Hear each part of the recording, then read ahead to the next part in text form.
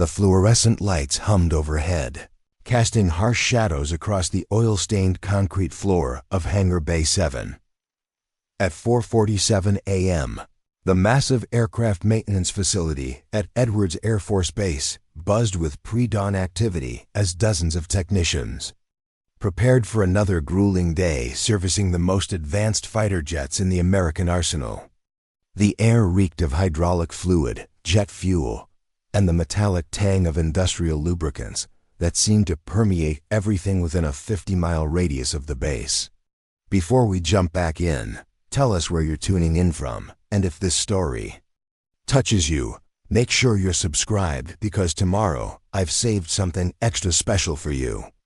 Among the sea of navy blue coveralls and steel-toed boots, one figure moved with quiet efficiency that went completely unnoticed by her coworkers. Riley Chun adjusted her tool belt, the familiar weight of wrenches, screwdrivers, and diagnostic equipment providing a comfort that had become as natural as breathing.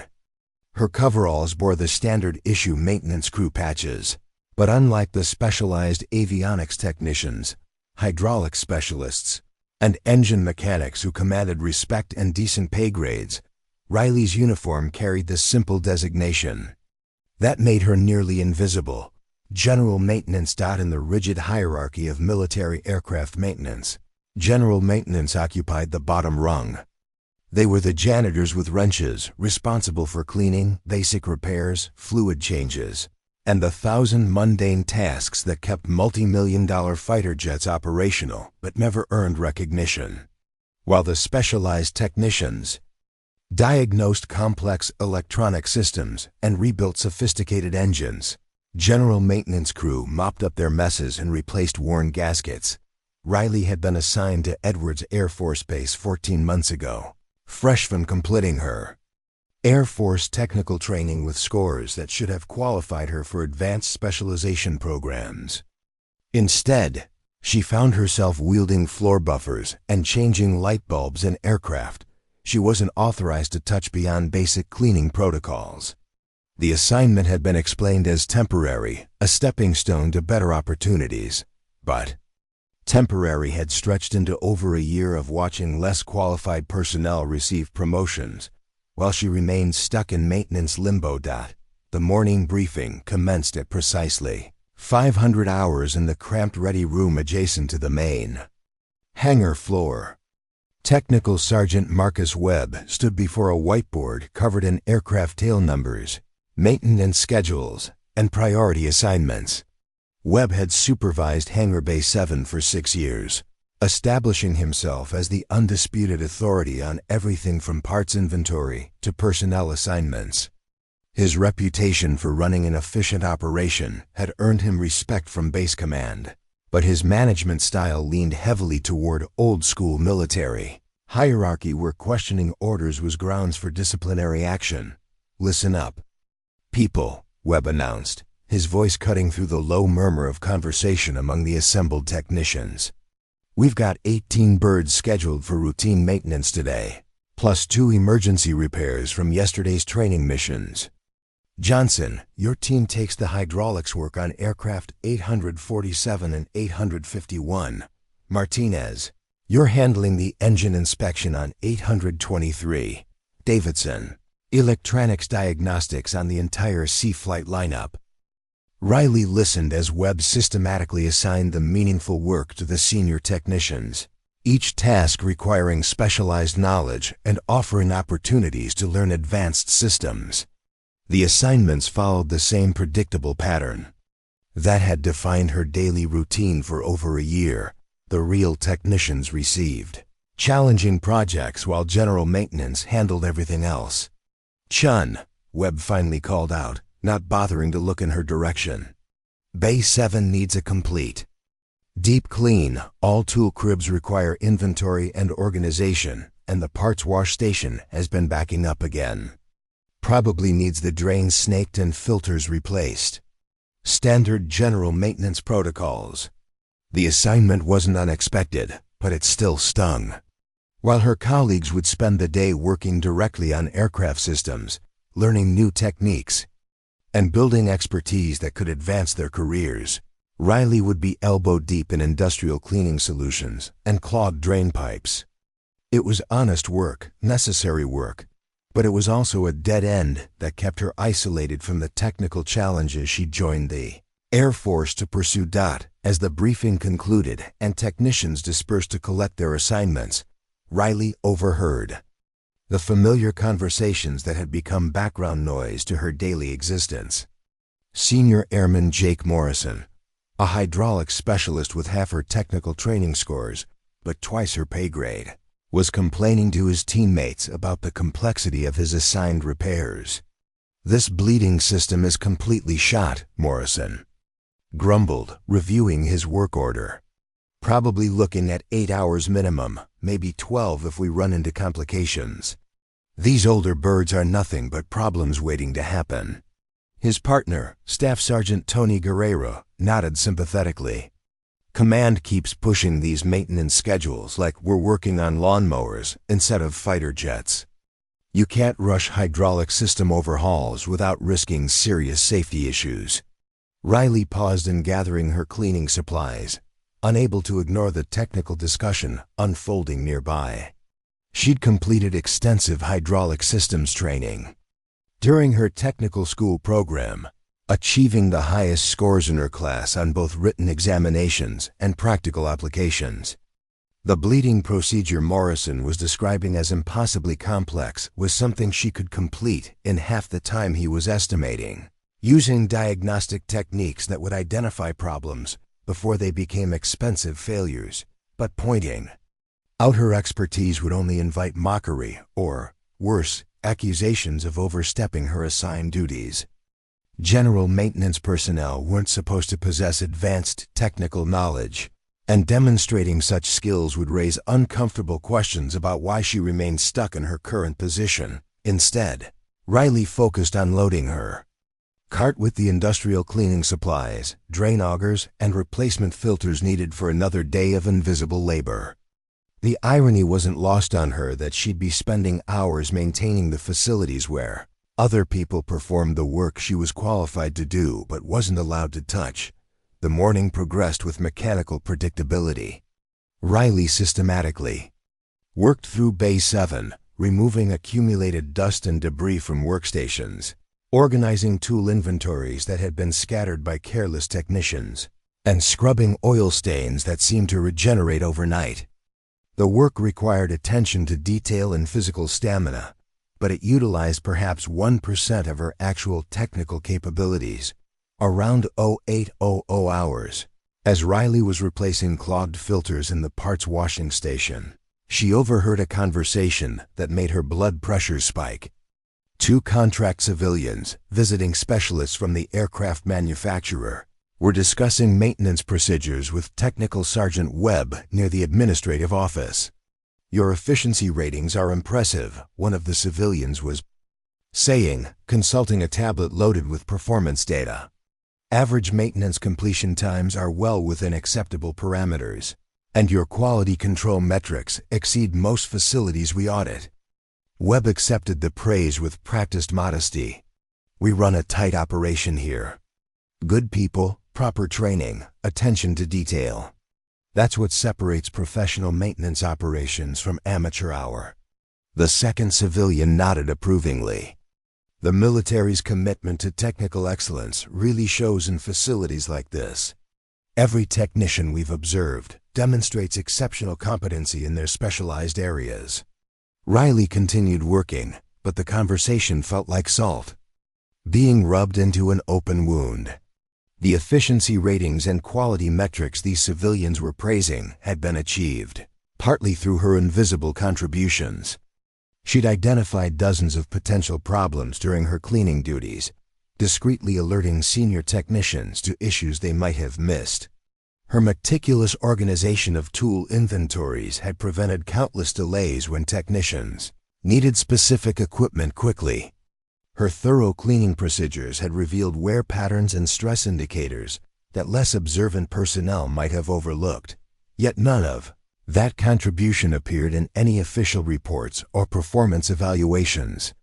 General maintenance personnel were invisible by design, their work acknowledged only when something went wrong or when they failed to complete assignments promptly. The parts washing station repair proved more complex than expected. The drain backup wasn't caused by simple clogs, but by a fundamental design flaw in the plumbing configuration that created chronic pressure imbalances. Riley had identified similar problems in technical school laboratory exercises, situations, where conventional solutions failed because they addressed symptoms rather than underlying causes. Working methodically, she traced the plumbing system back to its source, identifying the specific junction where improper pipe angles created turbulence that gradually accumulated debris over time.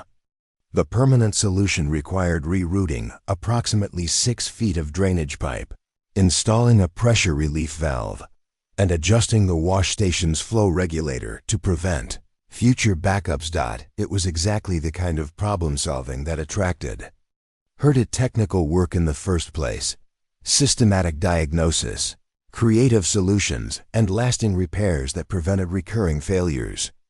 But implementing her solution would require materials not included in her standard supplies, modifications that exceeded her authorized scope of work, and explanations that would reveal knowledge she wasn't supposed to possess. Instead, she completed the temporary repair using standard protocols, knowing that the same problem would resurface within weeks. The futility of the situation crystallized everything wrong with her current assignment. She was capable of providing real solutions, but constrained to apply temporary fixes that perpetuated inefficiency. As the morning shift progressed toward lunch break, Riley observed the rhythm of specialized maintenance work flowing around her like a complex dance she wasn't allowed to join. Hydraulics technicians consulted technical manuals and troubleshooting guides, their conversations peppered with precise terminology and systematic problem-solving approaches. Avionics specialists used sophisticated diagnostic equipment to identify electronic system failures, their work requiring intimate knowledge of computer systems and signal processing theory. Engine mechanics disassembled and rebuilt turbine components with skills developed through years of specialized training and hands-on experience. Each group operated within clearly defined boundaries, their expertise recognized and utilized according to established protocols. Only general maintenance existed in the undefined space between specializations, handling everything deemed too simple for specialists but too complex for untrained personnel. The contradiction had become increasingly difficult to accept. Riley possessed technical knowledge that exceeded many of the specialists she supported, but military hierarchy dictated that knowledge without official recognition remained worthless. Her technical school instructors had praised her analytical abilities and practical problem-solving skills, predicting a successful career in advanced aircraft maintenance. Instead, she found herself trapped in a position that utilized neither her training nor her potential. During her lunch break, Riley sat alone in the base cafeteria, mechanically consuming a sandwich while reviewing technical manuals she'd borrowed from the base library.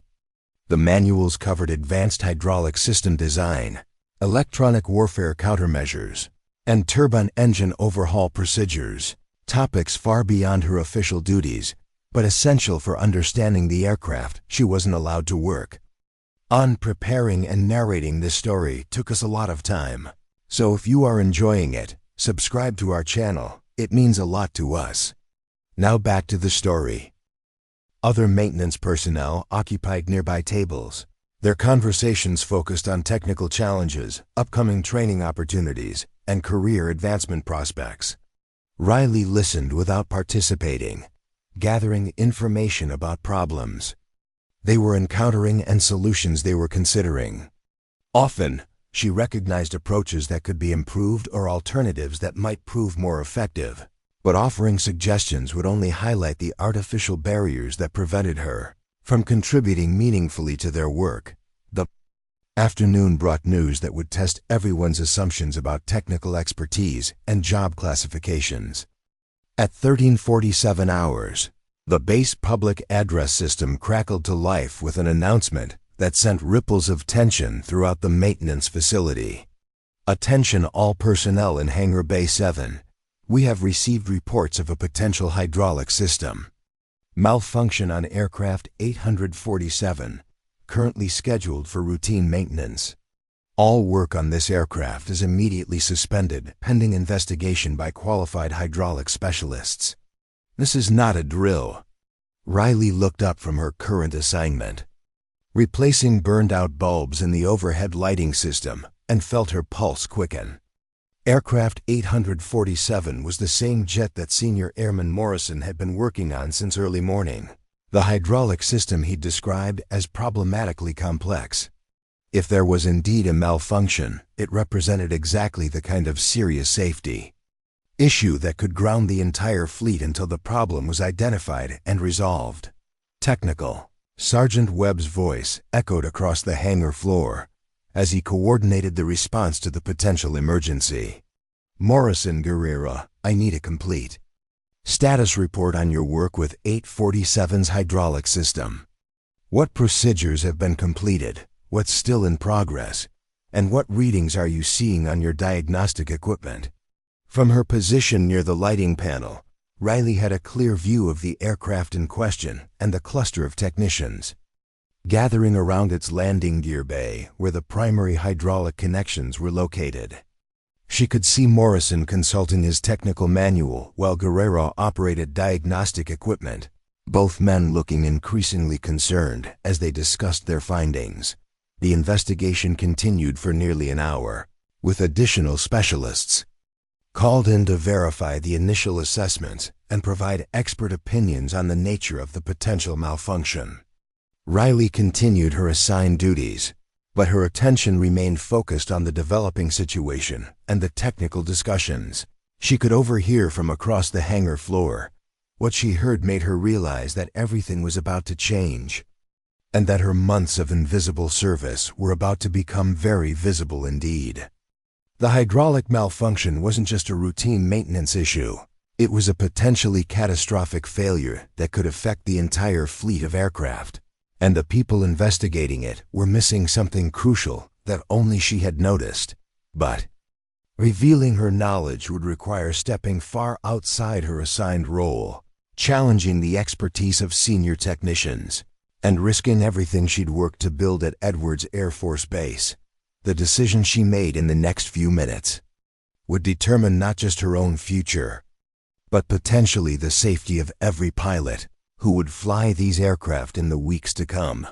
The investigation into aircraft 847's hydraulic system consumed the entire afternoon, transforming the normally efficient hangar bay into a maze of anxious technicians, clipboard-wielding supervisors, and increasingly frustrated specialists.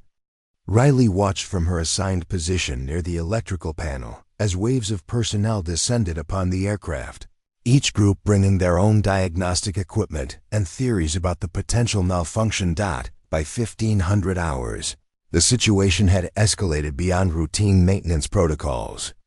Colonel Patricia Hawkins, the base's deputy commander for maintenance operations, arrived unannounced with a contingent of senior officers and civilian contractors.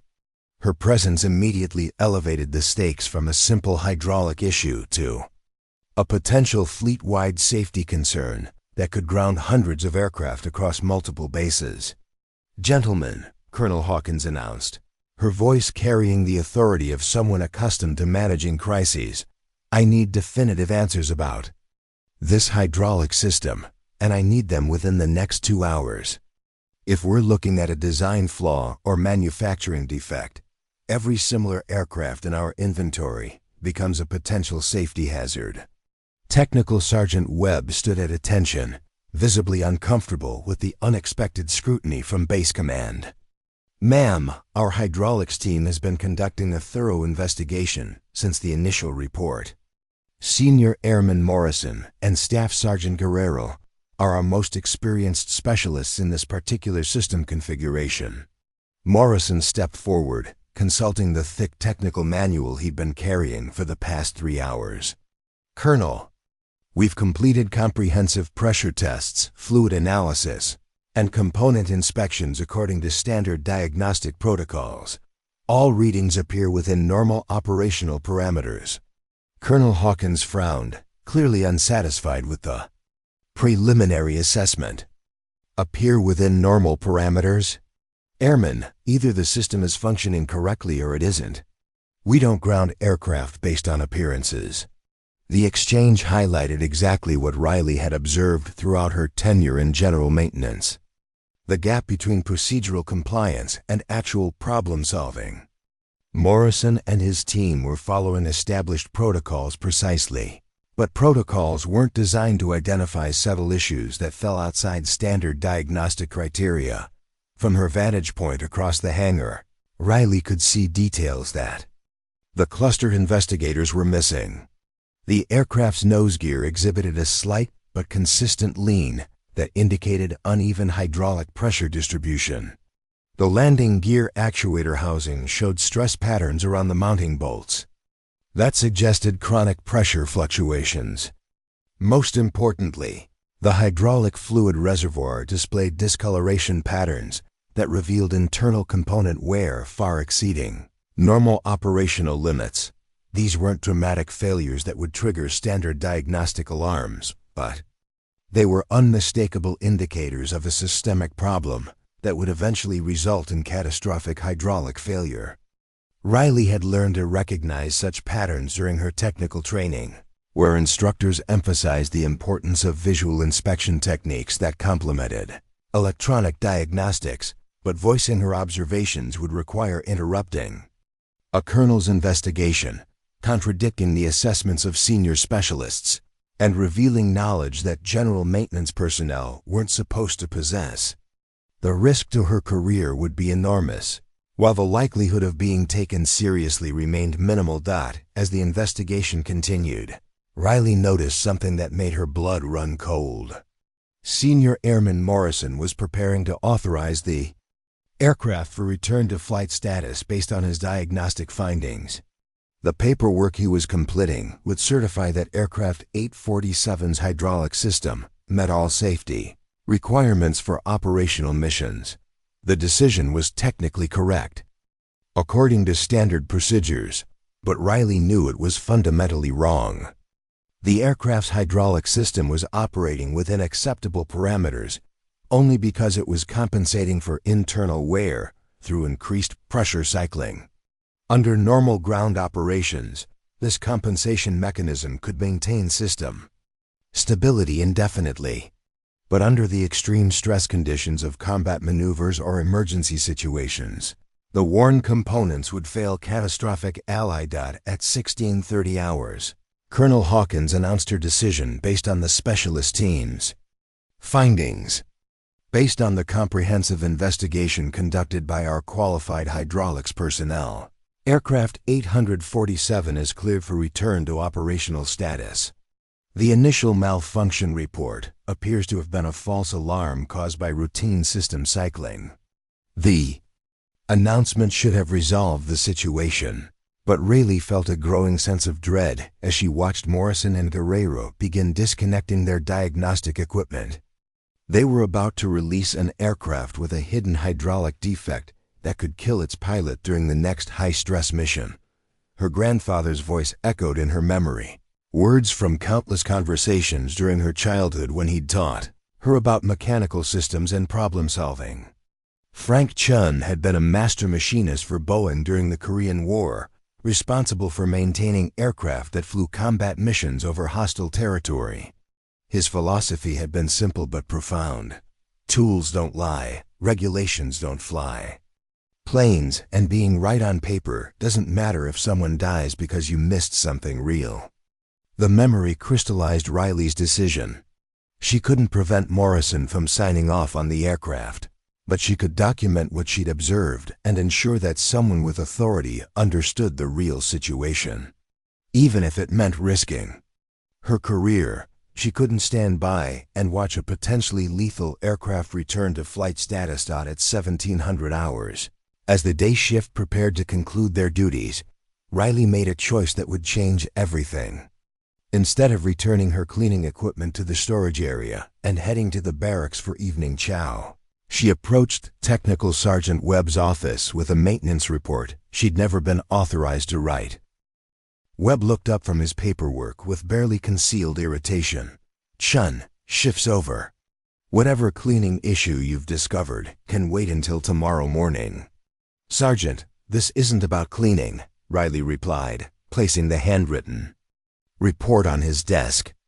"I need to document some observations about aircraft 847's hydraulic system that weren't covered in the official investigation." Webb's expression shifted from irritation to incredulity. "Observations? Chun, you're general maintenance. You're not qualified to make observations about hydraulic systems, and you're certainly not authorized to write technical reports about aircraft you're not cleared to work on." Riley had anticipated this reaction, but hearing it stated so bluntly still felt like a physical blow. "Sergeant, I completed hydraulic systems training at Shepherd Air Force Base with a 97% average. I'm qualified to identify potential safety issues regardless of my current job assignment." "Your current job assignment is exactly the point," Webb responded, his voice rising with each word. "General maintenance personnel don't second-guess specialist technicians. They don't write unauthorized reports, and they sure as hell don't interrupt colonel-level investigations with amateur observations." The confrontation was attracting attention from other personnel still working in the area. Riley could see heads turning in her direction, conversation stopping as her colleagues focused on the unusual spectacle of general maintenance. Challenging supervisory authority. Webb stood up behind his desk, using his physical presence to emphasize the power differential between them. "Chun, I'm going to give you one opportunity to withdraw this report and return to your assigned duties. If you insist on pursuing this course of action, I'll have no choice but to document your insubordination and recommend disciplinary measures." The threat was real and immediate. Insubordination charges could result in reduction in rank, loss of pay, or even discharge from military service.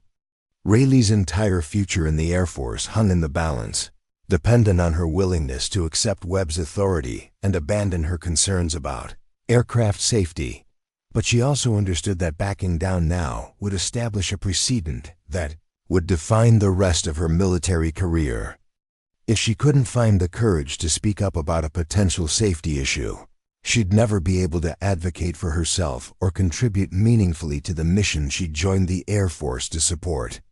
"Sergeant, I respectfully request that you review my report and forward it through appropriate channels," Riley said, her voice steady despite the adrenaline coursing through her system. "If my observations are incorrect, qualified personnel can easily demonstrate where I've made errors. If they're accurate, then we have a responsibility to address them before someone gets hurt." Webb's face flushed with anger. "Responsibility? Chun, your responsibility is to follow orders and stay within your lane. You want to play aircraft mechanic? Then earn the qualifications, get the proper assignments, and work your way up through the system like everyone else." "I did earn the qualifications," Riley replied, pulling out her technical school transcripts and certification documents. "I graduated in the top 5% of my class, passed every practical examination, and received recommendations for advanced training. I'm not playing anything, Sergeant. I'm trying to do my job." The statement hung in the air like an accusation. Webb stared at the documents, clearly caught off guard by evidence that contradicted his assumptions about Riley's background and capabilities. Around them, the normal sounds of hangar activity had diminished as more personnel stopped their work to observe the unprecedented confrontation. Staff Sergeant Guerrero approached Webb's office, apparently drawn by the commotion. "Sergeant Webb, is there a problem here?" Webb looked grateful for the interruption. "Guerrero, perhaps you can explain to Airman Chun why general maintenance personnel don't write technical reports about aircraft systems." Guerrero glanced at Riley with the condescending expression she'd learned to recognize from senior technicians. "Chun, right? You're the one who's been doing the cleaning work around here. He picked up her report and scanned the first few lines, his expression shifting from dismissal to confusion. "Where did you learn to write hydraulic system diagnostics?" Guerrero asked, his tone losing some of its initial condescension. "Technical school," Riley answered simply. "Same place everyone else learned." Guerrero continued reading, his frown deepening with each paragraph. "Some of these observations, these aren't things you'd notice from routine cleaning duties. You'd have to be conducting actual system inspections to identify pressure distribution patterns and component wear indicators." Webb snatched the report from Guerrero's hands. "Which is exactly why this entire situation is inappropriate. Chun has no business conducting system inspections, and she has no authority to challenge the work of qualified specialists." But Guerrero wasn't finished. "Webb, some of these technical points, they're actually pretty sophisticated. Pressure cycling compensation, stress pattern analysis, fluid contamination indicators. This isn't an amateur hour observation." The admission created an uncomfortable silence in the office. Riley could see Webb struggling to reconcile his assumptions about her capabilities with the evidence in front of him. Around them, other personnel had begun gathering, drawn by the unusual spectacle of a technical discussion involving generals. Maintenance personnel. Senior Airman Morrison appeared in the doorway, having heard his name mentioned in Riley's report. "What's all this about aircraft 847? "I signed off on that bird 3 hours ago." Webb handed him the report. "Chun here thinks she's identified problems with your hydraulic system inspection." Morrison read through Riley's observations, his expression growing increasingly defensive. "This is ridiculous. We followed every diagnostic protocol, checked every system parameter, and verified all operational readings. The aircraft meets every safety requirement in the technical manual. But did you visually inspect the actuator housing stress patterns?" Riley asked quietly. Morrison stared at her. "Visual inspection for what?" "Stress patterns around the mounting bolts. Discoloration in the hydraulic fluid reservoir. Uneven pressure distribution in the nose gear assembly." "Those aren't part of standard diagnostic procedures," Morrison replied, but his voice lacked conviction. Riley nodded. "No, they're not. But they're indicators of systemic wear that won't show up in electronic diagnostics until after catastrophic failure occurs." The technical accuracy of her statements was creating visible discomfort among the assembled specialists. These weren't the observations of someone guessing or repeating memorized information. They demonstrated genuine understanding of hydraulic system engineering and failure analysis. Webb realized that the situation was spiraling beyond his ability to control through simple disciplinary measures. "This conversation is over. Chun, report to my office at 0800 tomorrow morning for a formal counseling session regarding appropriate duties and chain of command protocols." But as Riley gathered her documents and prepared to leave, she noticed something that would change everything. Colonel Hawkins was standing in the hangar bay entrance, having returned to check on the investigation's final status. She'd clearly overheard enough of the conversation to understand that there was disagreement about aircraft 847's safety status. The colonel approached Webb's office with measured steps, her expression unreadable, but her attention focused entirely on the technical discussion she'd interrupted. "Sergeant Webb," Colonel Hawkins said, her voice carrying the quiet authority that made senior officers more dangerous than those who shouted. "I'd like to review any additional documentation related to aircraft 847's hydraulic system." Webb's face went pale. "Ma'am, there's been a misunderstanding. Airman Chun submitted an unauthorized report that contradicts our specialist team's findings." Colonel Hawkins extended her hand toward Riley. "Airman, I'd like to see that report." As Riley handed over her documentation, she realized that everything she'd worked toward for the past 14 months was about to be decided by a colonel's assessment of her technical knowledge versus her insubordination of military hierarchy. The next few minutes would determine whether she'd be court-martialed for overstepping her authority or finally recognized for the expertise she'd been hiding since her arrival at Edwards Air Force Base. Colonel Hawkins examined Riley's handwritten report with the methodical attention of someone who had spent decades evaluating technical documentation. The hangar bay fell unnaturally quiet as maintenance personnel pretended to focus on their duties while straining to overhear the conversation that would determine whether general maintenance crew could challenge specialist authority. After several minutes of careful reading, the colonel looked up at Riley with an expression that revealed nothing about her assessment. Airman Chun, these observations demonstrate familiarity with advanced hydraulic system engineering principles. Where exactly did you acquire this level of technical expertise? Riley straightened to attention, acutely aware that her next words would either validate her career or end it permanently. Ma'am, I completed the Aircraft Hydraulic Systems course at Shepherd Air Force Base with distinction, followed by advanced troubleshooting certification at Lakeland. My civilian background includes 4 years working in my family's precision machining business before enlisting. Your family's business? Colonel Hawkins inquired, her tone suggesting this information hadn't appeared in any personnel file she'd reviewed. Yes, ma'am. Chun Precision Manufacturing in Sacramento, California. We specialized in aerospace components for commercial and military aircraft, including hydraulic system parts for Boeing, Lockheed Martin, and Northrop Grumman. Technical Sergeant Webb shifted uncomfortably, clearly realizing that his assumptions about Riley's background had been catastrophically wrong. Staff Sergeant Guerrero exchanged glances with Senior Airman Morrison, both men beginning to understand that they'd been dismissing someone whose technical credentials potentially exceeded their own. Colonel Hawkins continued her questioning with the precision of a skilled interrogator. Airman Chun, if you possess these qualifications and this background, why are you currently assigned to general maintenance duties? The question struck at the heart of Riley's frustration with military bureaucracy, but answering honestly would require criticizing assignment procedures that the colonel herself might have approved. Ma'am, my initial assignment was described as temporary placement while awaiting specialized training slots.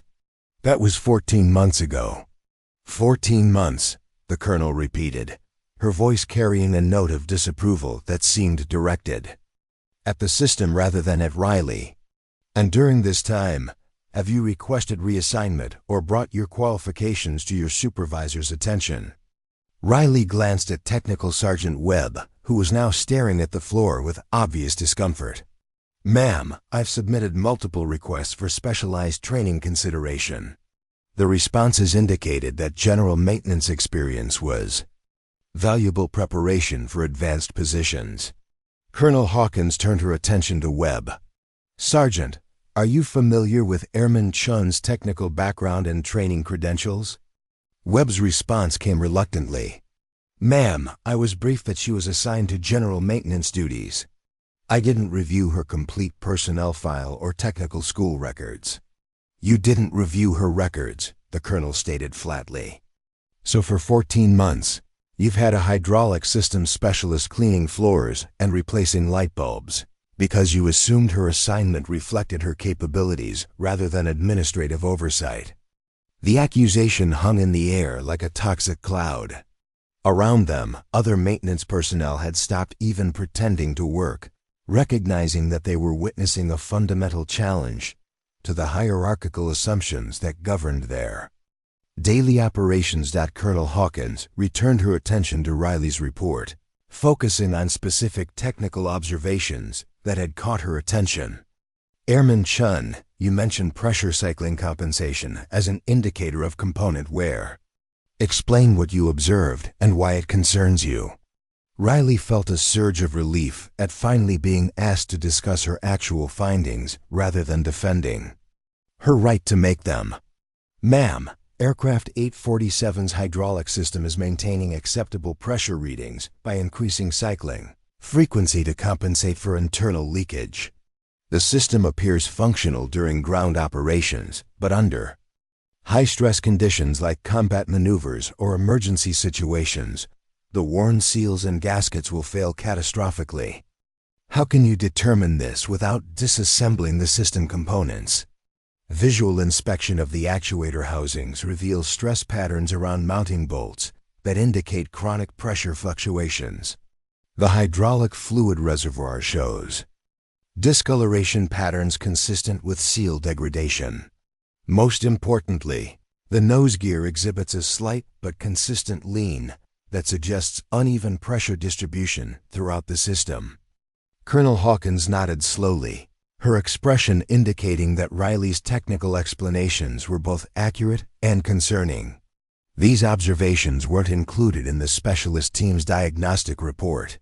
Senior Airman Morrison stepped forward, clearly feeling obligated to defend his work. "Ma'am, we followed all standard diagnostic procedures. Our electronic system showed normal operational parameters across all monitored functions. But you didn't conduct the visual inspections that Airman Chun describes?" Morrison hesitated. "Ma'am, those inspections aren't part of routine maintenance protocols. They're typically only performed during major overhaul procedures." Colonel Hawkins fixed him with a stare that made everyone in the vicinity uncomfortable. "Airman, are you suggesting that identifying potential safety hazards should be limited to scheduled overhauls rather than conducted whenever personnel with appropriate expertise notice concerning indicators?" The question exposed the fundamental flaw in rigid procedural thinking that Riley had observed throughout her tenure in general maintenance. Personnel were trained to follow established protocols precisely, but they weren't encouraged to think critically about whether those protocols were sufficient for identifying all potential problems. Morrison's response came weakly. "No, ma'am, but general maintenance personnel aren't qualified to make those assessments." "Except that this particular general maintenance person apparently is qualified," Colonel Hawkins replied, "which raises important questions about how we're utilizing our technical personnel and whether our assignment procedures are serving the mission effectively." She turned back to Riley with an expression that had shifted from skepticism to genuine interest. "Airman Chun, I want you to conduct a complete visual inspection of Aircraft 847's hydraulic system using the techniques you've described.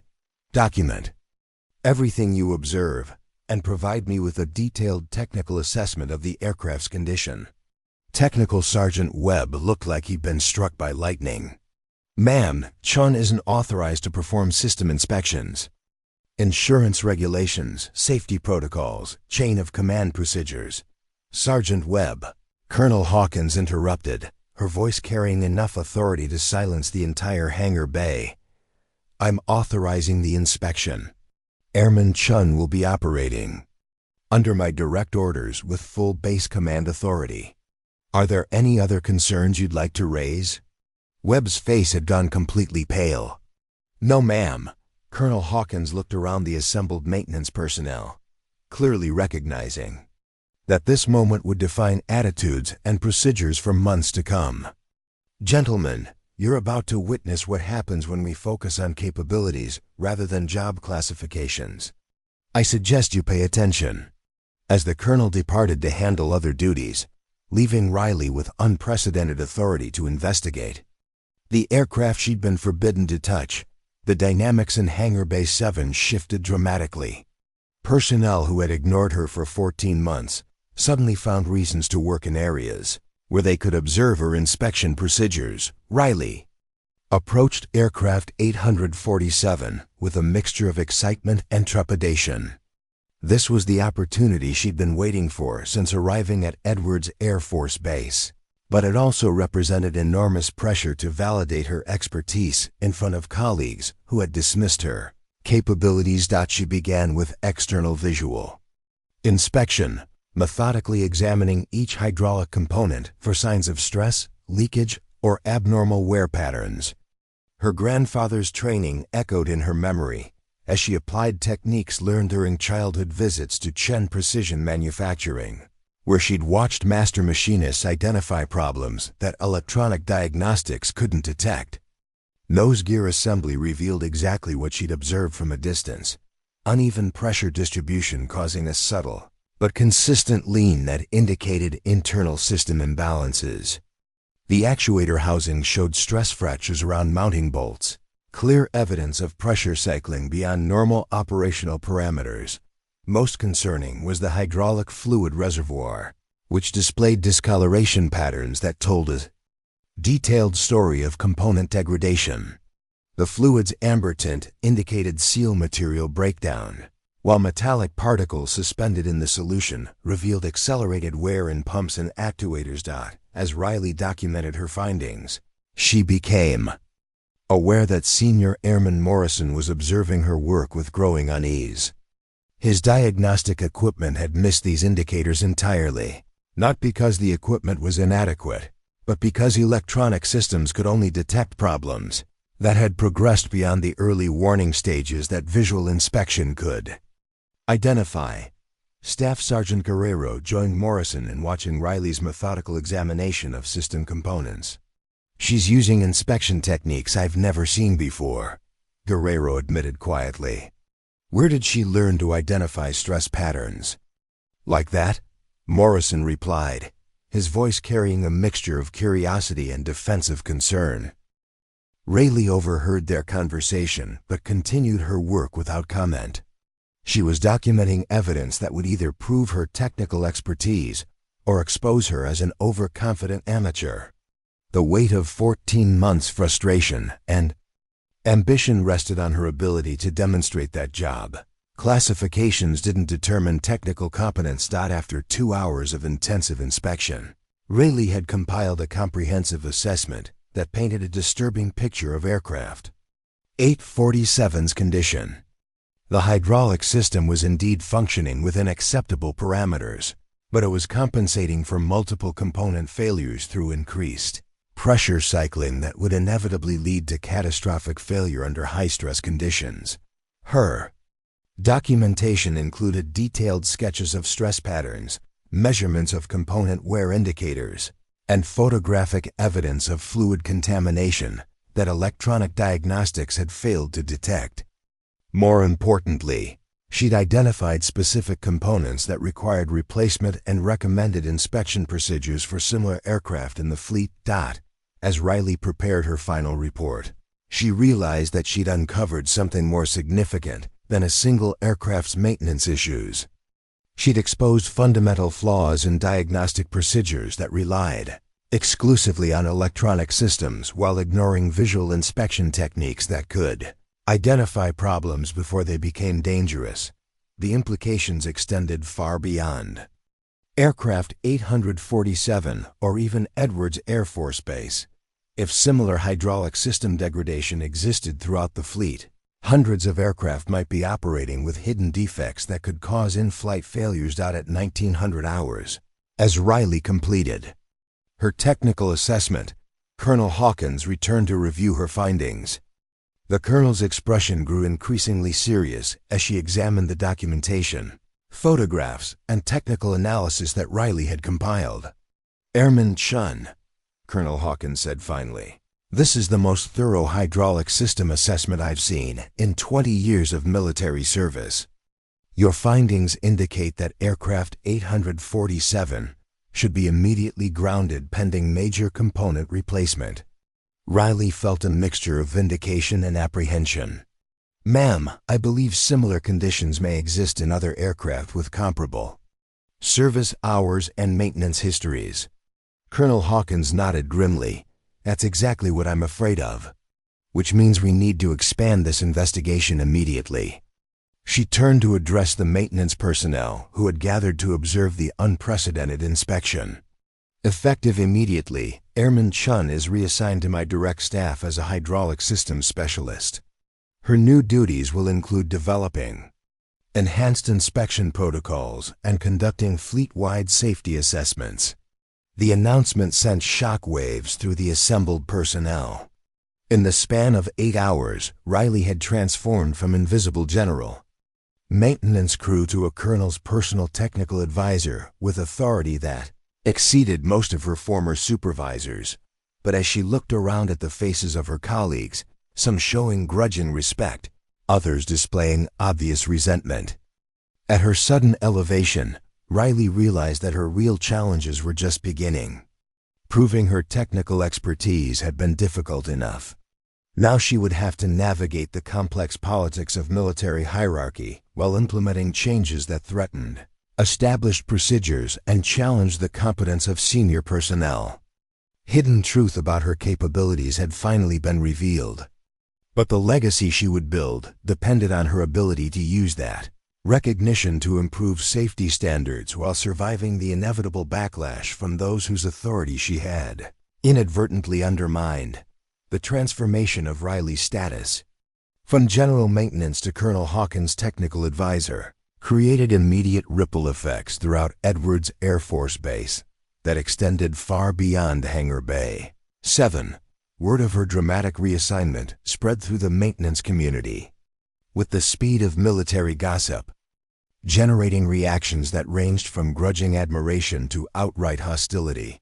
Within 48 hours of her promotion, Riley found herself occupying a small office adjacent to the base's engineering support division, equipped with computer access to technical databases, direct communication lines to aircraft manufacturers, and authority to requisition specialized diagnostic equipment. The physical transformation of her work environment symbolized a change in responsibility that would have seemed impossible just days earlier. Colonel Hawkins wasted no time implementing the expanded investigation that Riley's initial findings had necessitated. At 0730 on Thursday morning, she convened a meeting in the base conference room that brought together maintenance supervisors, quality assurance personnel, and civilian contractors from the aircraft manufacturer. The agenda was simple but potentially explosive. Determine whether aircraft 847's hydraulic system problems represented an isolated incident or a fleet-wide safety concern. Gentlemen, Colonel Hawkins began, addressing the assembled group with characteristic directness. Specialist Chun's technical assessment has identified potentially serious safety issues that our standard diagnostic procedures failed to detect. Before we proceed with any conclusions, I want everyone to understand that this investigation is about aircraft safety, not personnel performance evaluations. The disclaimer was necessary because Riley's findings had effectively contradicted the work of multiple specialist technicians, supervisors, and quality control inspectors. If her assessment proved correct, it would raise uncomfortable questions about the adequacy of established maintenance procedures and the competence of personnel who had certified aircraft as flight-ready despite hidden defects. Riley sat at the conference table feeling simultaneously vindicated and isolated. Her new title carried authority she'd never possessed, but it also made her a target for resentment from colleagues who viewed her rapid advancement as an implicit criticism of their own capabilities. Technical Sergeant Webb attended the meeting with obvious reluctance, his expression suggesting that he considered Riley's promotion a temporary aberration that would eventually be corrected through proper military channels. Senior Airman Morrison and Staff Sergeant Guerrero flanked him, both men displaying the defensive posture of professionals whose expertise had been publicly questioned. Colonel Hawkins turned to Riley with an expectant look. Specialist Chun, please brief the group on your findings and explain the inspection methodology you used to identify problems that electronic diagnostics missed. Riley stood and moved to the whiteboard where she'd prepared detailed diagrams illustrating the hydraulic system components and the visual indicators she'd documented. The primary issue with aircraft 847 involves pressure cycling compensation that masks component wear until catastrophic failure occurs. She pointed to a schematic showing the aircraft's hydraulic system layout. Electronic diagnostics measure pressure readings at specific test points, but they don't account for the system's ability to maintain acceptable readings by increasing cycling frequency. Visual inspection reveals stress patterns and component wear that indicate this compensation is occurring. Morrison raised his hand with barely concealed irritation. Specialist Chen, electronic diagnostics are designed to identify system problems before they become safety issues. If visual inspection were more reliable than our diagnostic equipment, it would be included in standard maintenance procedures. The challenge was direct and public, forcing Riley to defend not just her specific findings, but her entire approach to aircraft maintenance. She'd anticipated this confrontation, but experiencing it in front of senior officers and civilian contractors made the stakes feel enormous. "Senior Airman Morrison," Riley replied calmly, "electronic diagnostics are excellent for identifying problems that have progressed to measurable system degradation. Visual inspection identifies problems before they reach that stage when preventive maintenance can address them without compromising flight safety." She moved to a photograph showing the stress patterns she documented around hydraulic actuator mounting bolts. "These fractures won't trigger electronic alarms until they progress to the point where system pressure drops below acceptable parameters. By then, you're looking at in-flight hydraulic failure rather than preventive component replacement." One of the civilian contractors, a middle-aged engineer from the aircraft manufacturer, leaned forward with genuine interest. "Specialist Chen, the visual indicators you're describing suggest component fatigue analysis. Where did you learn to identify stress patterns in hydraulic system hardware?" Riley felt a surge of confidence as she recognized that someone in the room possessed the technical background to evaluate her methodology objectively. "Sir, I learned basic stress analysis working in my family's precision machining business, which manufactured hydraulic components for aerospace applications. The Air Force training I received built on that foundation with specific applications to aircraft systems." The engineer nodded approvingly. "Your observations are consistent with fatigue failure patterns we've documented in laboratory testing. The electronic diagnostic systems currently used in field maintenance weren't designed to detect pre-failure wear indicators that visual inspection can identify." His validation carried significant weight because civilian contractors had no institutional bias toward either supporting or contradicting military maintenance procedures. His assessment was based purely on technical merit, and it supported Riley's methodology over the standard protocols that Morrison and his colleagues had been defending. Colonel Hawkins seized on this confirmation to advance the investigation. "Based on Specialist Chen's findings and the contractor's assessment, we're going to expand the inspection protocol to include similar aircraft in our inventory. I want comprehensive visual inspections conducted on all aircraft with comparable service hours and maintenance histories." Technical Sergeant Webb shifted uncomfortably in his chair. "Ma'am, conducting visual inspections of that scope would require significant personnel resources and could impact our operational readiness schedules."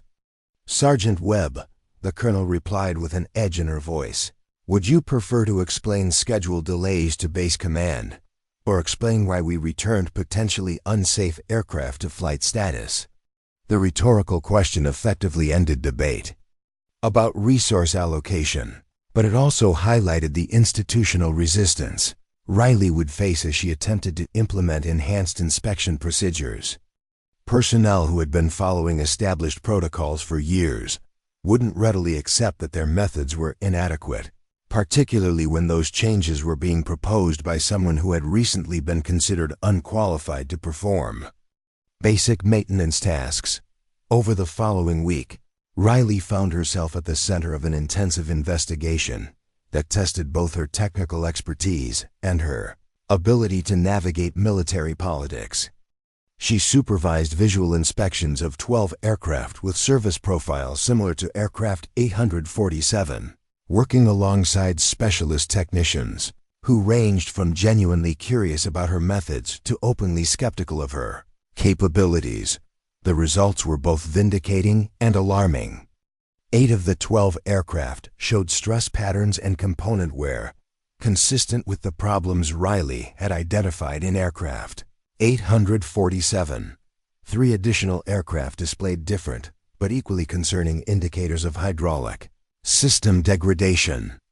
That electronic diagnostics had failed to detect. Each discovery strengthened Riley's position within the investigation team, while simultaneously creating resistance from personnel whose previous work was being implicitly criticized. She found herself walking a delicate line between demonstrating her expertise and avoiding direct confrontation with colleagues whose cooperation she needed to continue the investigation. Staff Sergeant Guerrero proved more receptive to Riley's methods than his initial skepticism had suggested. During an inspection of aircraft 932, he observed her documenting fluid contamination patterns and asked genuine questions about the diagnostic significance of different discoloration indicators. Chun, how do you distinguish between normal operational contamination and contamination that indicates component failure? Guerrero asked while reviewing her photographic documentation. Riley appreciated the professional tone of his inquiry, which contrasted sharply with the defensive hostility she'd encountered from other personnel. Sergeant, normal contamination appears as uniform discoloration throughout the fluid volume. Component failure contamination shows concentration gradients and metallic particle patterns that indicate specific wear sources. She pointed to a sample of hydraulic fluid from aircraft 932's reservoir. This fluid shows copper particle concentration near the bottom of the sample, which indicates bearing wear in the primary pump assembly. The distribution pattern tells us the wear is accelerating, which means the pump will fail within the next 200 flight hours unless it's replaced. Guerrero examined the fluid sample with new understanding. Our electronic diagnostics showed normal pump performance parameters. Because the pump is still functioning adequately, Riley explained. Electronic systems measure output performance, but they don't detect internal wear until it progresses to the point where performance degrades. Visual analysis identifies wear while the component is still operational, allowing preventive replacement instead of emergency repairs. The conversation represented a breakthrough in Riley's relationship with the specialist technicians. Instead of defending territorial boundaries between job classifications, Guerrero was engaging with her methodology as a professional tool that could enhance his own diagnostic capabilities. Similar interactions occurred throughout the week as Riley worked with different personnel on various aircraft inspections. Some technicians remained hostile to her involvement, viewing her presence as an implicit criticism of their competence. Others began recognizing that her techniques provided valuable information that complemented their electronic diagnostic procedures.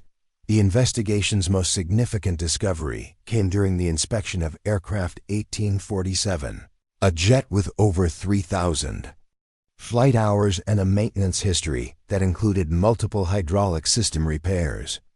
Riley's visual inspection revealed stress patterns so severe that she immediately recommended grounding the aircraft pending emergency component replacement.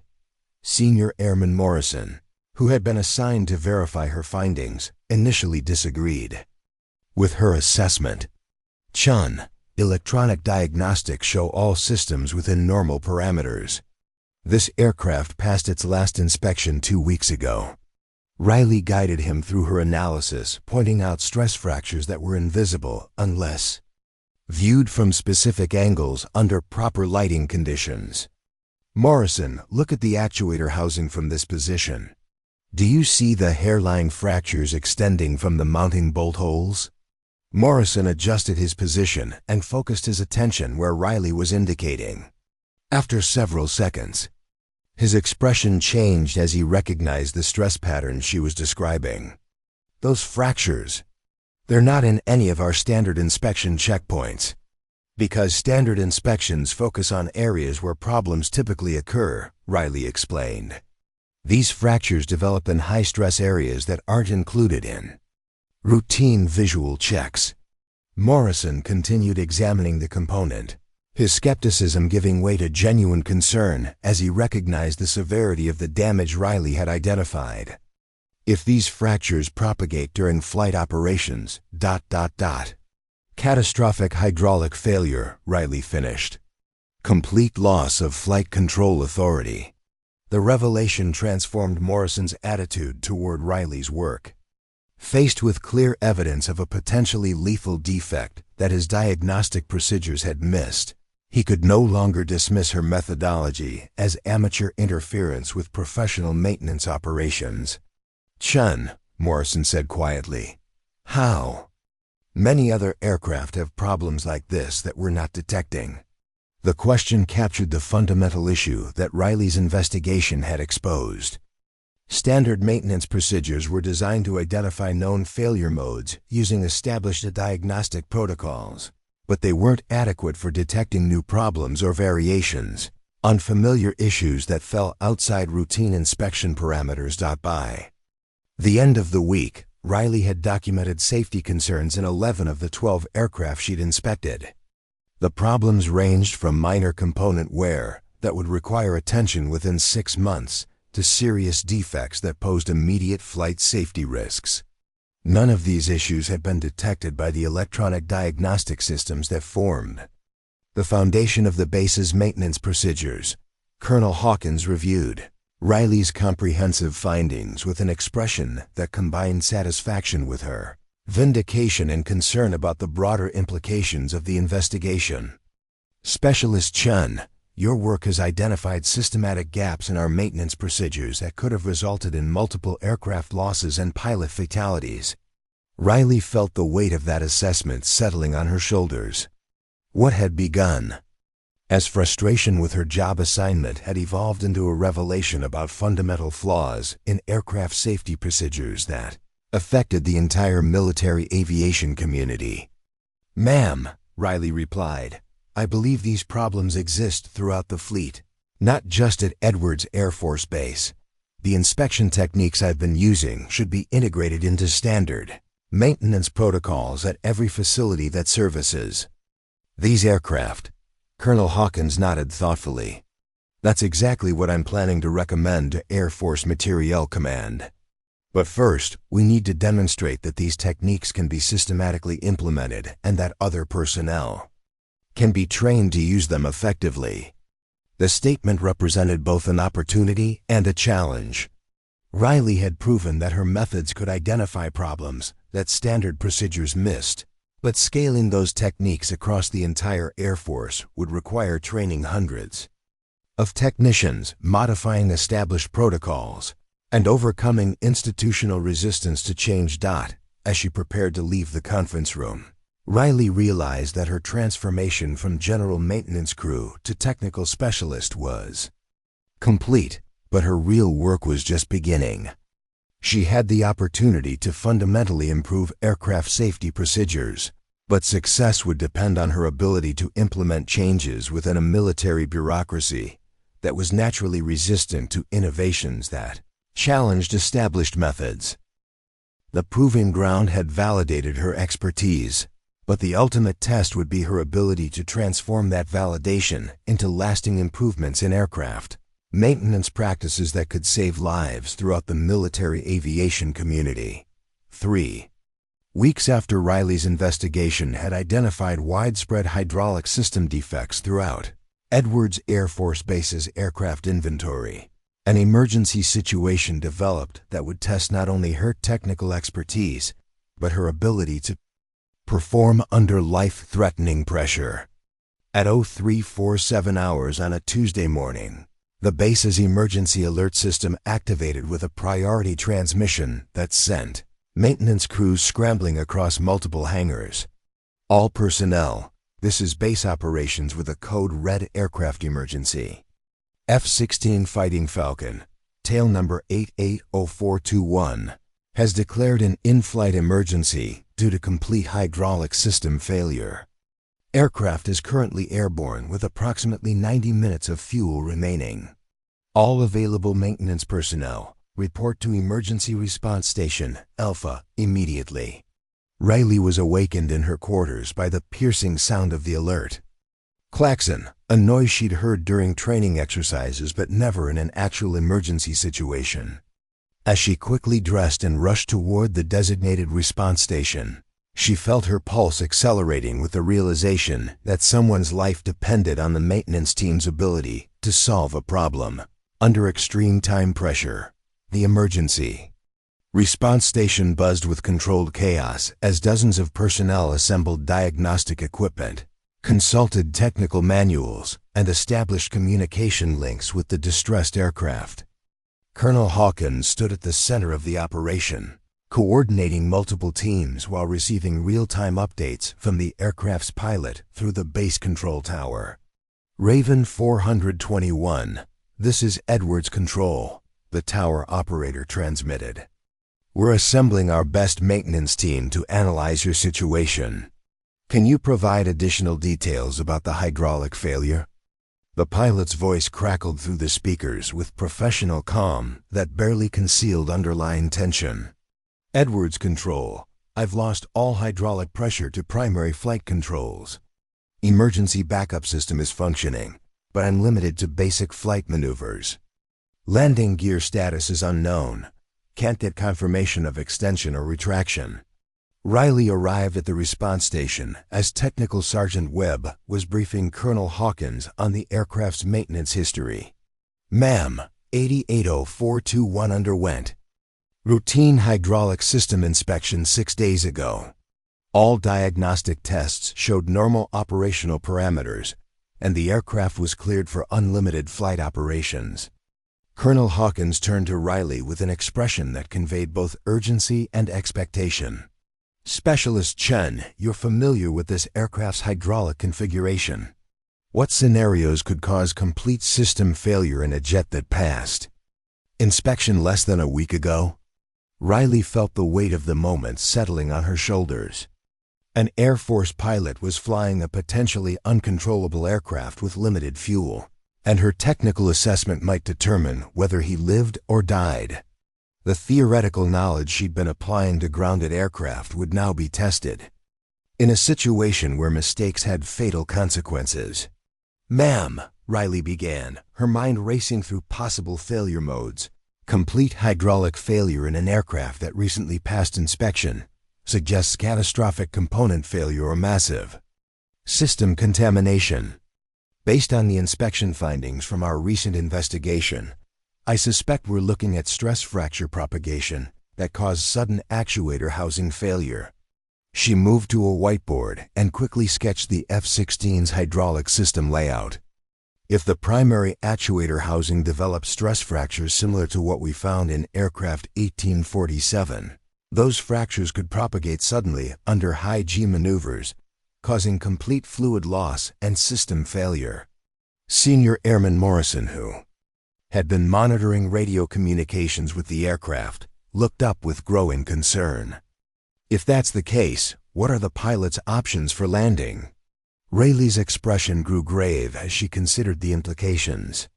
Emergency backup hydraulic system provides basic flight control, but landing without primary hydraulics means no.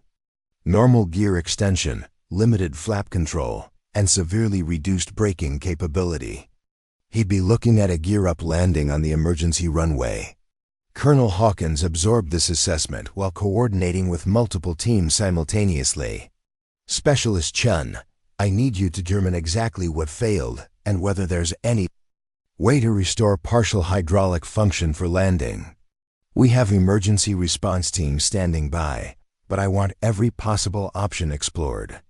Riley found herself thrust into a leadership role she'd never anticipated, coordinating with specialists who had previously dismissed her expertise while working against a countdown timer measured in the pilot's remaining fuel supply.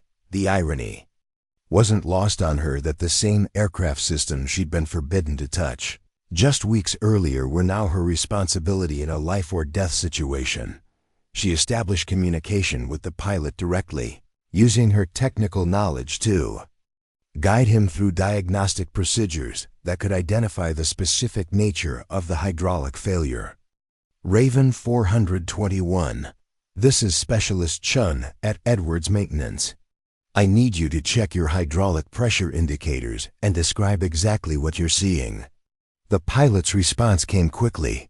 Chun, primary system shows 0 pressure, backup system Holding steady at 2,800 psi. I've got limited stick response and minimal rudder authority. Can you tell me what I'm dealing with? Riley consulted the technical manual while simultaneously visualizing the system components based on her recent inspection experience. Raven 421, based on your symptoms, you've likely experienced actuator housing failure that caused rapid fluid loss from the primary system. The backup system is maintaining basic flight control, but you'll need to configure for emergency landing. Procedures. Roger that, Chen. What's my best approach for landing with these limitations? The question put Riley in the position of providing guidance that could save or cost the pilot's life. She'd studied emergency procedures extensively, but applying that knowledge to a real situation with someone's survival at stake felt enormously different from classroom exercises. Raven 421, I recommend approaching at minimum safe airspeed to reduce stress on backup hydraulics. Plan for gear-up landing on runway 04. It's our longest strip with the best emergency response positioning. Do not attempt manual gear extension. The stress could compromise your remaining hydraulic function. As Riley coordinated the emergency response, she became aware that her colleagues were observing her performance with expressions that ranged from impressed to amazed. The same personnel who had questioned her technical qualifications weeks earlier were now watching her take charge of a complex emergency situation with confidence and expertise that exceeded their own capabilities. Staff Sergeant Guerrero, who had initially been skeptical of Riley's diagnostic methods, approached her workstation with obvious respect. Shun, the pilot's reporting that your guidance is working. His aircraft control is stabilizing, and he's successfully configuring for the emergency approach. Riley felt a surge of relief mixed with continued anxiety. Successfully guiding the pilot through the initial emergency procedures was important, but the real test would come during the actual landing attempt. Gear-up landings were inherently dangerous even under controlled conditions, and any miscalculation could result in fire, explosion, or loss of life. Colonel Hawkins established a direct communication link between Riley and the base's emergency response coordinator. Specialist Chun, you'll be the primary technical advisor for this landing. Emergency crews are positioned, and we've cleared all other air traffic from the area. What additional preparations do you recommend? Riley consulted her technical references while considering every possible complication that could arise during the landing attempt. Ma'am, I recommend positioning fire suppression equipment at the touchdown point in midfield. Without normal braking capability, the aircraft will slide significantly farther than normal landing distance. Also, emergency medical should be staged immediately adjacent to the runway. Understood. What else? Ma'am, we should have a mobile hydraulic service unit positioned near the runway approach. If the backup system fails during landing, the pilot will lose all flight control authority. Having hydraulic service immediately available might allow emergency system pressure restoration. Colonel Hawkins nodded approvingly. Excellent thinking. Coordinate with ground support to position that equipment. As the emergency response expanded to include Riley's recommendations, she realized that she was no longer simply providing technical advice. She was functionally commanding the entire emergency operation. Personnel who had previously considered her unqualified to perform basic maintenance tasks were now following her directions in a situation where their collective expertise was required to save someone's life. The pilot's voice crackled through the communication system as he approached the base's airspace. Edwards Control, Raven 421, is beginning the emergency approach. All systems are configured according to maintenance guidance. Riley monitored multiple communication channels simultaneously, coordinating between the pilot, air traffic control, emergency response teams, and maintenance personnel. The complexity of managing so many variables under extreme pressure demanded exactly the kind of systematic problem-solving skills she'd been developing since Childhood in her family's machining business. Raven 421, this is Chun, you're looking good on approach. Maintain current airspeed and configuration. Emergency crews are positioned and ready. Roger, Chun. I can see the runway. Backup hydraulics are holding steady. Thanks for the guidance. You may have just saved my life. The acknowledgement from the pilot crystallized everything Riley had been working toward since arriving at Edwards Air Force Base. Her technical expertise was finally being utilized in the most important way possible, protecting the lives of the people who depended on aircraft maintenance for their survival. As the F-16 touched down on the emergency runway, Riley watched through binoculars as the aircraft slid along the pavement in a shower of sparks, emergency vehicles racing alongside to provide immediate fire suppression and rescue support.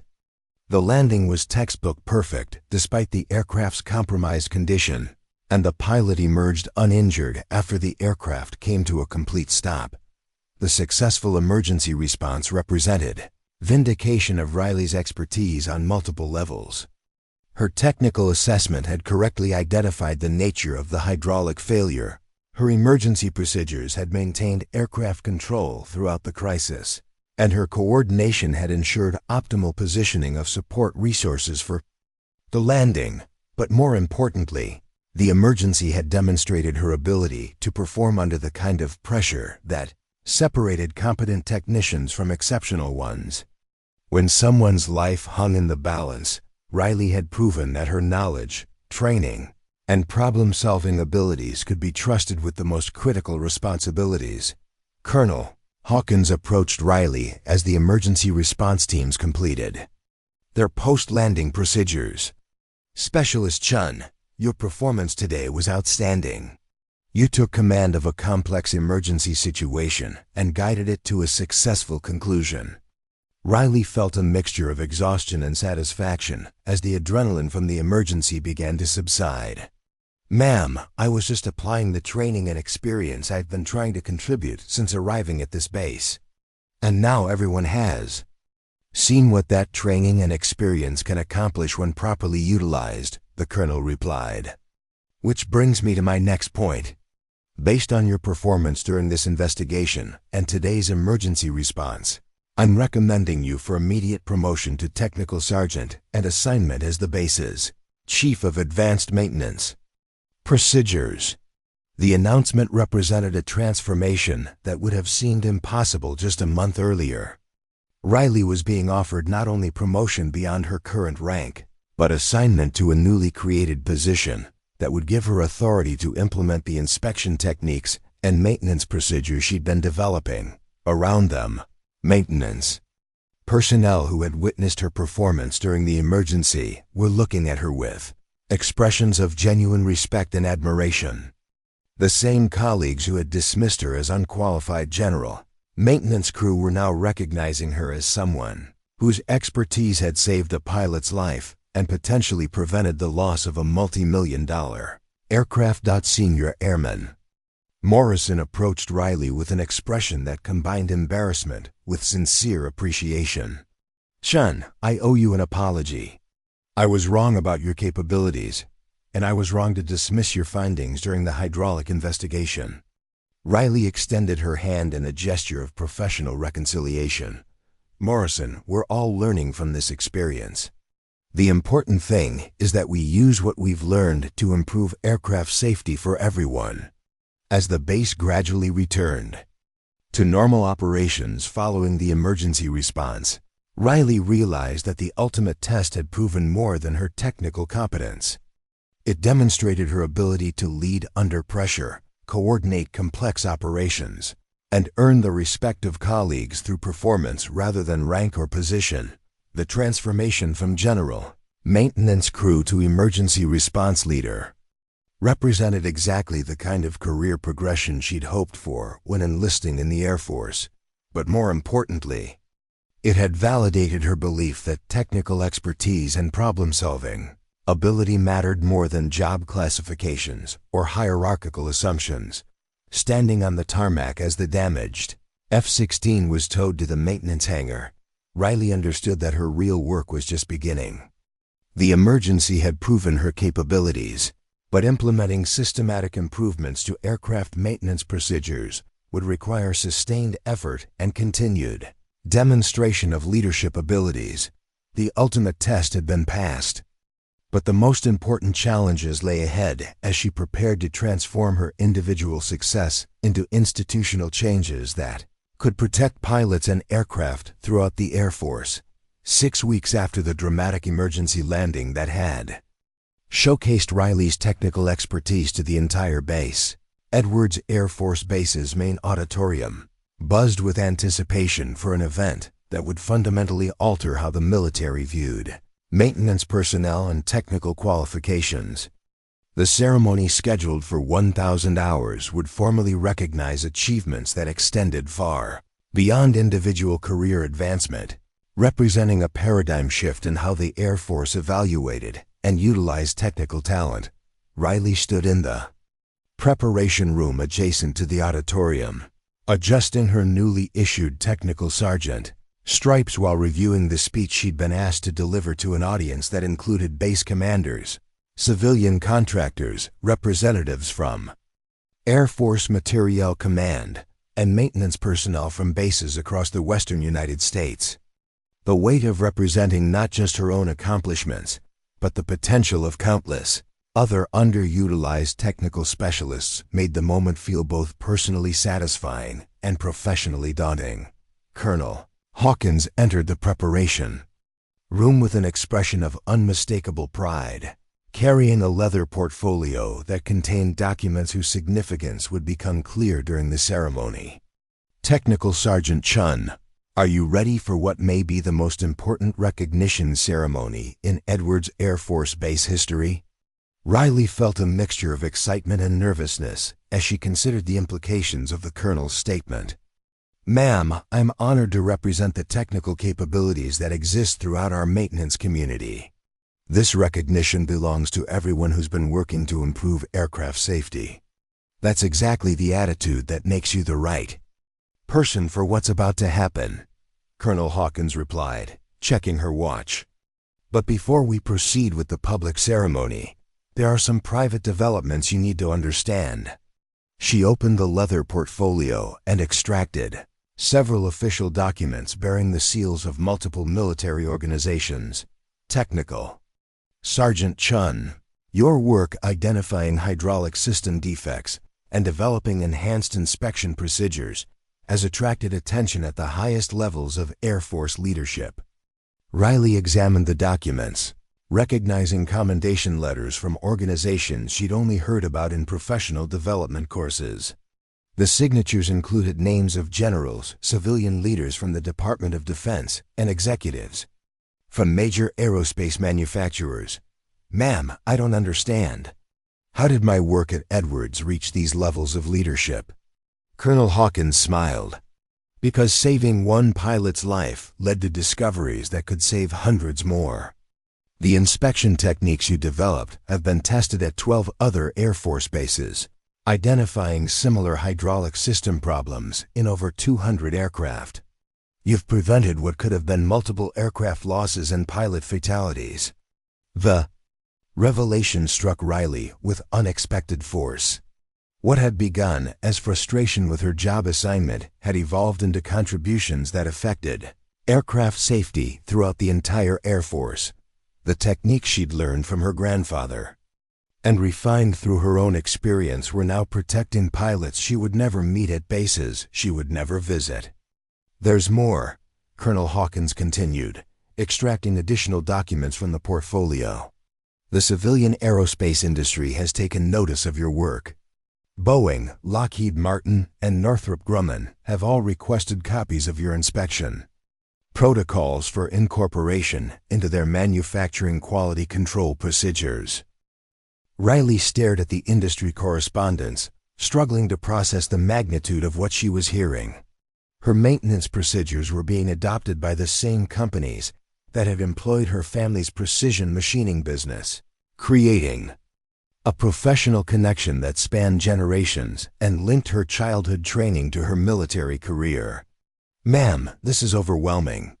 I never imagined that identifying problems with a few aircraft would have such broad implications. That's because you were focused on solving immediate problems rather than seeking recognition, Colonel Hawkins replied. But leadership has been watching, and they've decided that your contributions deserve formal acknowledgement at the highest levels. As they prepared to enter the auditorium, Riley reflected on the journey that had brought her to this moment.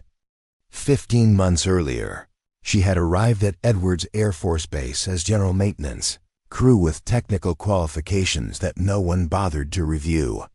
Her daily routine consisted of cleaning, organizing, and performing mundane tasks that utilized virtually none of her capabilities. The transformation from invisible maintenance worker to recognized technical expert had required not just demonstrating her expertise, but overcoming institutional assumptions about job classifications, challenging established procedures, and earning respect from colleagues who had initially dismissed her contributions.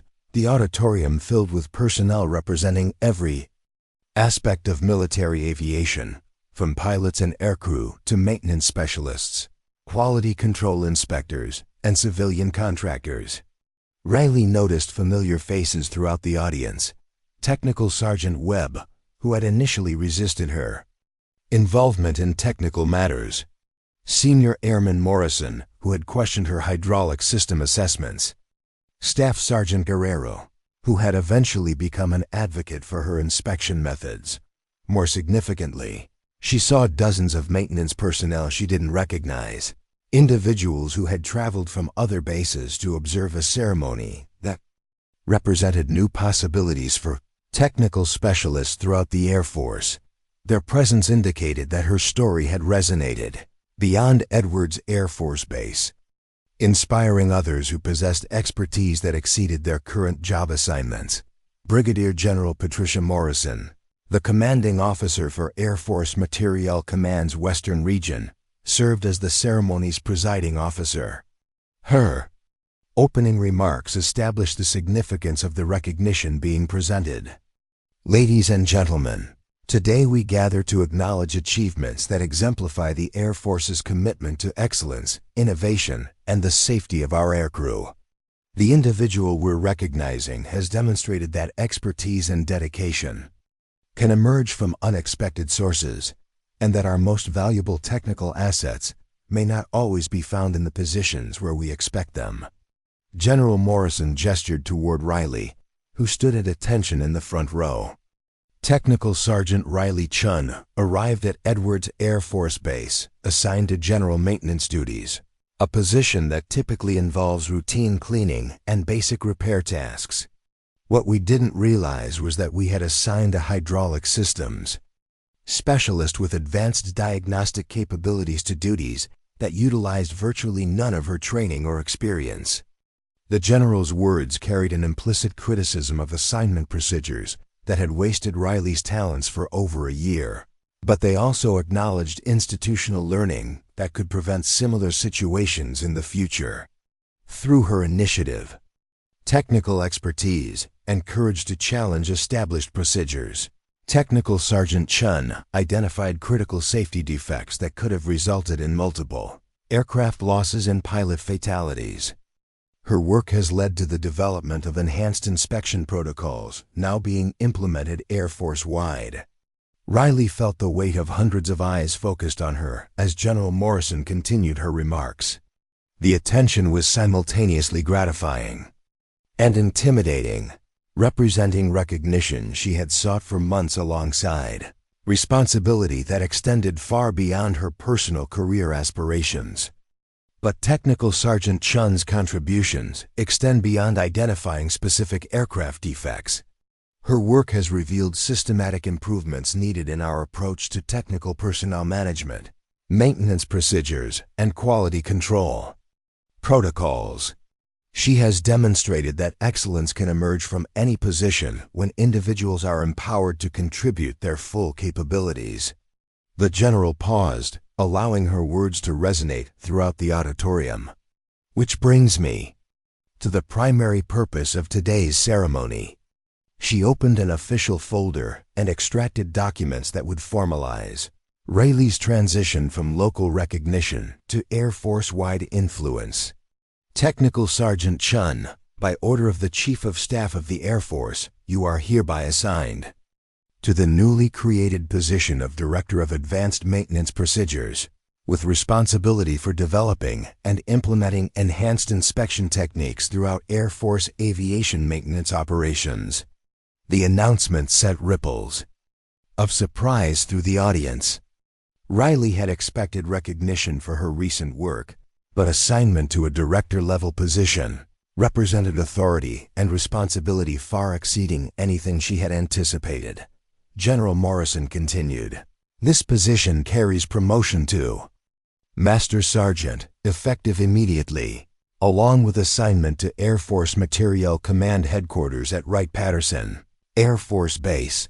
You will lead a team of technical specialists in developing maintenance procedures that incorporate the visual inspection techniques you pioneered." Riley stood and saluted, her voice steady despite the emotional weight of the moment. "General Morrison, I'm honored by this recognition and committed to ensuring that these improved procedures protect aircrew throughout the Air Force. Master Sergeant Chun, your journey from general maintenance to director-level leadership demonstrates the Air Force's commitment to identifying and utilizing talent regardless of initial job assignments. But more importantly, it proves that individual initiative and technical excellence can create lasting improvements in aircraft safety." As the formal portion of the ceremony concluded, Riley found herself surrounded by colleagues, supervisors, and strangers who wanted to congratulate her achievement and learn from her experience. The conversations ranged from technical discussions about inspection procedures to personal stories from maintenance personnel who felt inspired by her career progression. Technical Sergeant Webb approached with an expression that combined professional respect with personal embarrassment. "Master Sergeant Chun, I owe you a significant apology.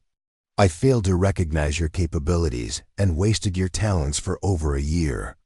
I've learned valuable lessons about evaluating personnel based on performance rather than job classifications." Riley appreciated his honesty and professionalism. "Sergeant Webb, we've all learned from this experience. The important outcome is improved aircraft safety and better utilization of technical expertise throughout the maintenance community." Senior Airman Morrison joined the conversation, his attitude completely transformed from the defensive skepticism he had displayed during the initial hydraulic system investigation. "Master Sergeant, I wanted to thank you for demonstrating inspection techniques that have made me a better technician.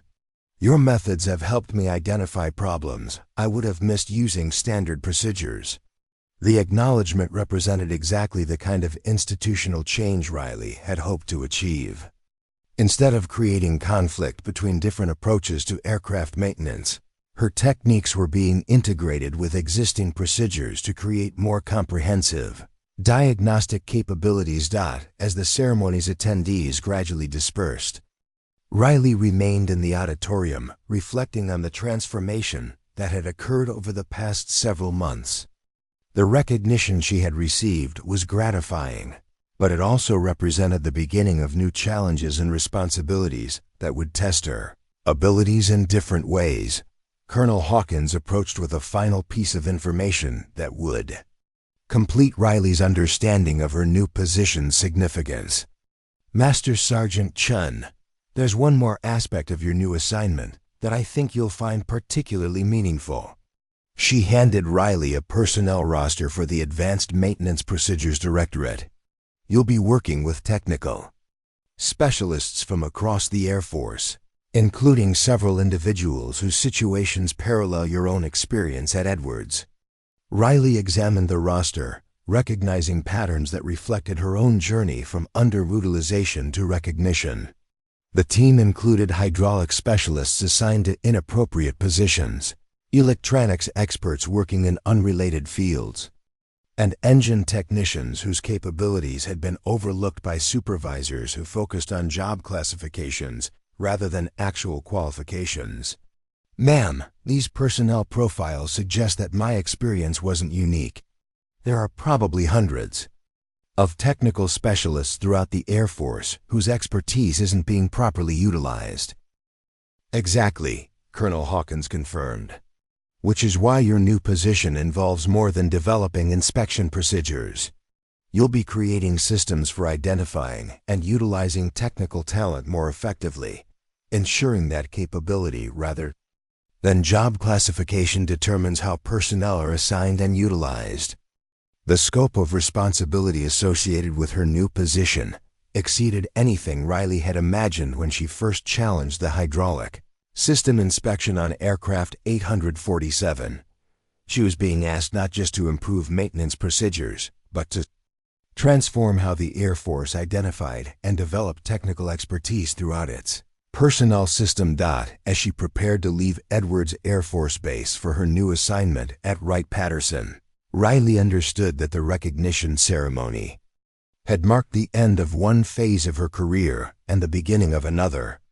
The journey from general maintenance crew to director level leadership had proven that expertise and determination could overcome institutional barriers, but implementing systematic improvements would require sustained effort and continued innovation.